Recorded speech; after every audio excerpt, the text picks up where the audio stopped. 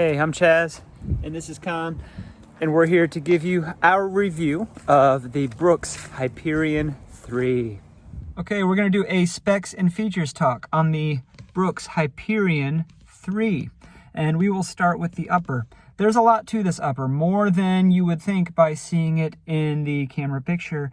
It is a 2-layer upper. There's a wide open mesh as the top layer that would make you think the shoe is a lot airier than it is. But underneath that mesh is a kind of thick knit upper. It's black, so you can kind of see it underneath there, and you can see it around the heel collar as well. And there's kind of some elasticity here along the heel collar that gives you something to grab, and there's some nice padding in there around where the foot goes in, so that holds you in place. I tried this on at the Richmond Expo, so I do know a little bit about how it feels on foot. It's got the, thick, soft laces that the Hyperion Max 3 has. It doesn't have the nice, toothy, serrated laces that the racing shoes have. And there's some reinforced eyelets here, but other than that, they're just kind of woven through that top layer of mesh. So this shoe does hug you. It's a very thick upper for what is intended to be a performance shoe. I do like this color, though. I like the look of the shoe in most of the colors. The midsole is DNA Flash V2, which is a nitrogen infused EVA. And you can see where it says DNA Flash, nitrogen infused. So it is supercritical.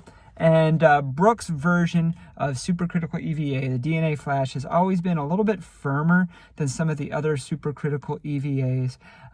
But with the DNA Flash V2, it did soften up a little bit while still being very responsive. It gave it a little more bounce. And that was mainly in the Hyperion 2, and I guess in the Hyperion Max 2 as well. But here in the Hyperion 3 and in the bottom layer of the Hyperion Max 3, we have that more responsive DNA Flash V2. It is thicker. It's 37 millimeters in the heel, 29 millimeters in the forefoot for a 9 millimeter drop. So there's a lot more midsole in this than there was in the previous version, the Hyperion 2, which I also reviewed. It's a very different shoe, and I haven't even run in this one, but I can already tell it's going to be very different. One thing it did retain is the outsole. It's not quite the same pattern, but it is the same amount and same material and same grippiness of outsole, which grips the road really well, even in very wet conditions. I know I tested the Hyperion 2 in wet conditions, and I would think this one would perform equally as well. I do think they are going to have different use case scenarios even before running in this one. The weight is one indicator of that. So the Hyperion 2 was about 200 grams, which is about 7.1 ounces. I think even one of the shoes was 7 ounces flat. This shoe is in the 200, it's like 247 grams, 246 grams. I weighed it, I forget what the exact number is, but I know it was 8.7 ounces. That is a huge increase. That is a 20% increase in weight. So I wouldn't think this shoe is necessarily going to be just for ripping reps and ripping hill repeats like I did and still do in the Hyperion 2. This one might be more of a daily trainer that is also a workout shoe. Still good for those reps maybe, but also maybe beefy enough to be a suitcase shoe, to be a one shoe fits all as far as all types of runs kind of shoes, similar to the Mach 6. Of course, if it's going to be in that style of shoe, then now it has to compete with the tier Maverick. So maybe I will include that in the shoe off. I've got a lot of thinking to do about that, but I'm going to run a workout in this tomorrow. It's actually going to be a tune-up workout for one of my athletes who is racing the Philly Marathon this weekend. So I'm going to run her paces tomorrow, which will be some good up-tempo paces, and also do some strides in this. And then we'll put a shoe off together, and I'll tell you what I think of the Brooks Hyperion 3. First run in the Brooks Hyperion 3. So I was doing some half marathon paced intervals with a friend. It's her tune-up week leading into Philly Marathon. her half marathon pace, which was in the high 6s. And then we had a set of strides after that, 8 strides. So I got some cruisy paces and I got some, you know, little taste of high-end paces. As far as a non-plated workout shoe, which is the intent of the Hyperion 3, it's definitely more of a cruiser than a ripper. The Hyperion 2 was a ripper. Fast intervals, you know, hill repeats. I think I could do that with the Hyperion 3, but it seems more like a tempo shoe, or maybe even just some fast daily training. I'm gonna do some more testing before I give a final verdict on that, and have to do a shoe off, of course. Okay, it's time for a shoe off. I have the Brooks Hyperion 3 here, and I will compare it with the Brooks Hyperion 2, the Saucony Kinvara 14, the Topo Specter 2, the Hoka Mach 6, the Adidas Adizero Evo SL, and the Tier Maverick, a good mix of unplated workout shoes and suitcase shoes. Okay, we've got the Brooks Hyperion 3 and the Brooks Hyperion 2. The Hyperion 2, which is on my left foot, I mean, is obviously very much lighter, but it has the same midsole foam that DNA Flash V2, which is a very firm and snappy supercritical EVA, but it is a lot more lithe and nimble. It's like a rep shoe that I could do some daily training in, or not feel too bad about doing my warm-up and cool down in it. Whereas side by side, the Hyperion 3 feels a lot smoother, a lot more forgiving, maybe firm compared to other daily trainers. We'll see about that on this shoe off, but more like a daily trainer that I could pick up the pace and do some reps in. So it's definitely a departure, not the same shoe at all. All right, now with the Hyperion 3, I have the Saucony Kinvara 14. Now, Saucony has since released the Kinvara 15 and the Kinvara 16. My 14 is still going strong. There's not a lot of difference in those shoes, so I'll keep rocking the 14. These shoes have a very similar feel. I can tell on foot that the Kinvara is lighter and a little more flexible. I can tell that the Hyperion 3 might do better with longer distances, but they're both still very trainery, but leaning towards those faster training efforts. You know, throwing in some reps in a run or some strides after, or just a faster day with something a little lighter and snappier. It's not a super shoe. You could probably get the Kinvara for a lot cheaper, especially one of the older versions, because you can always find those on sale. Okay, we've got the Topo Specter 2 and the Hyperion 3 now. When I did a shoe off of the Hyperion 2 like a year and a half ago, I compared it with the Topo Cyclone 2, which is their lightweight, high energy rep shoe.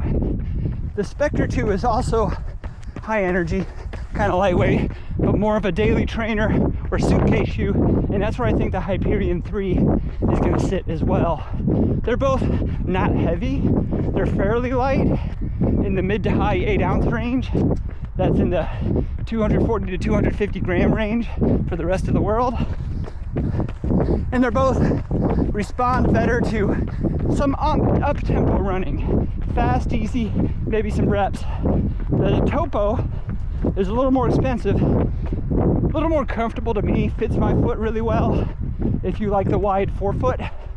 But if you want a more locked down feel or have a narrower foot, the Hyperion 3 would hug that foot style a little bit better. Other than that, it is a different feel flavor. Hyperion 3 is a little firmer, but a little more stable. Okay, I have the Hoka Mach 6 with the Hyperion 3 now, and big surprise, I brought the Mach 6 out for a shoe off. if you know my channel, that's not a surprise at all. The Mach 6 has been my mainstay. And as far as a suitcase shoe, one shoe does all daily trainer, the Mach 6 has been tops in my book for almost 2 years now. And I think the Hyperion 3 is taking the Hyperion line, non-Max line, into that type of shoe, but I don't think it's kicking the Mach 6 or the Evo SL or the Tier Maverick off of those pedestals anytime soon, unless your preference is for a slightly firmer one shoe does all type of shoe. Then the Hyperion 3 has got you covered. Okay folks, we've got the Adidas Evo SL up against the Hyperion 3 now. And if midsole energy is your single most important factor, I think you would enjoy the Evo SL more, even though it's $10 more expensive in the US. But if you worry about stability in the midsole or lockdown in the upper, then the Hyperion 3 is worth a look. Side by side, the Hyperion 3 still feels smooth, but it feels more stable and more locked down for sure. I don't feel as much energy coming off the midsole, but if I were ripping short reps, it might be just as good. I think I would still probably take the Evo SL for long runs before the Hyperion 3, but not for anything over 2 hours. That's really for either of them though. They are both good suitcase shoes, but both for different reasons. If you like it unstable and chaotic, as Kufuzi would describe it, you're an Evo SL person. If you like some reliability out of every footfall, you're a Hyperion 3 person. All right, last one. I have the Tier Maverick on my right foot, and I have the Hyperion 3 on the left foot. The Tier Maverick has really kind of upended this segment of the running market and a lot of people's personal power rankings when it comes to favorite shoes, and it's going to be on my final video of the year for shoe releases of the year that are noteworthy. But it really is so different. You could use it as a one shoe does all kind of shoe. It's more energetic than the Hyperion 3, but it's also a higher stack.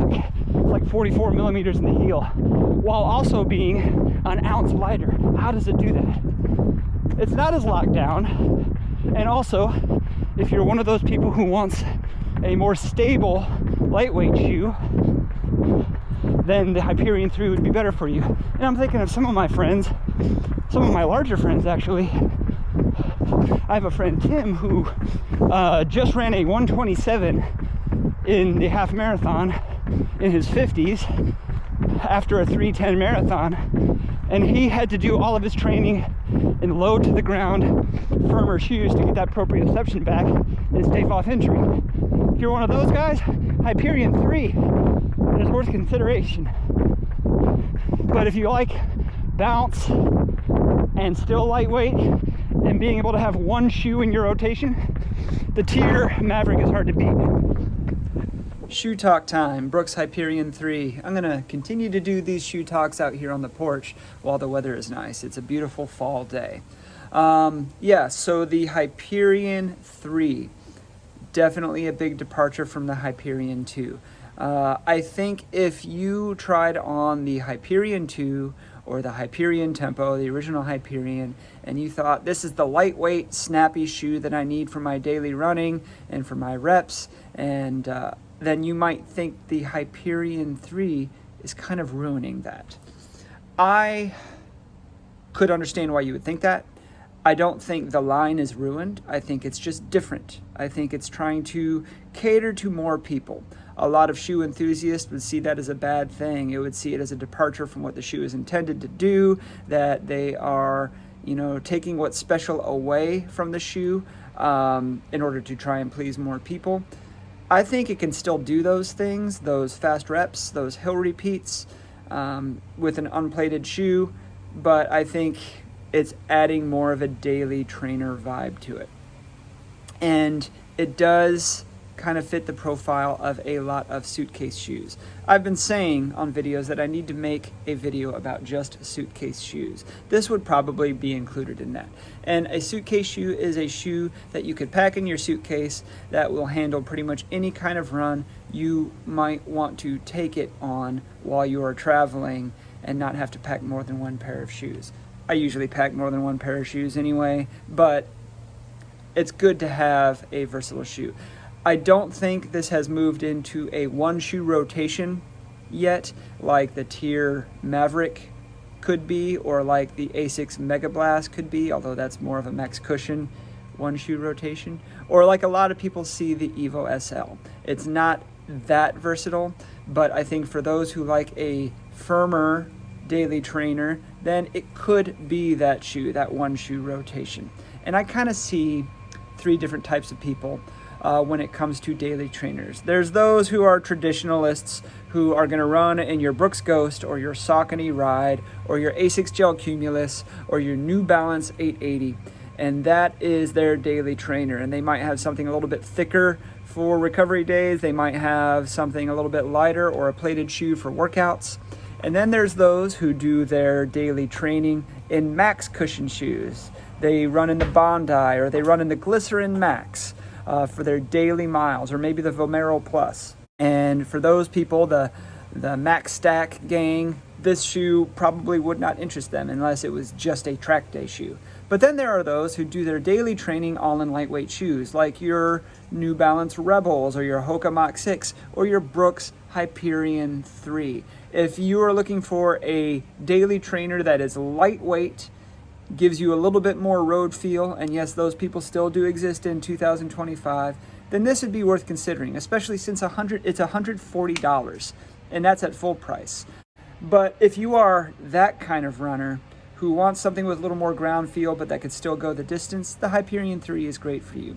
I'm probably going to use it for shorter up-tempo runs when I don't need to be wearing a plated shoe for every run.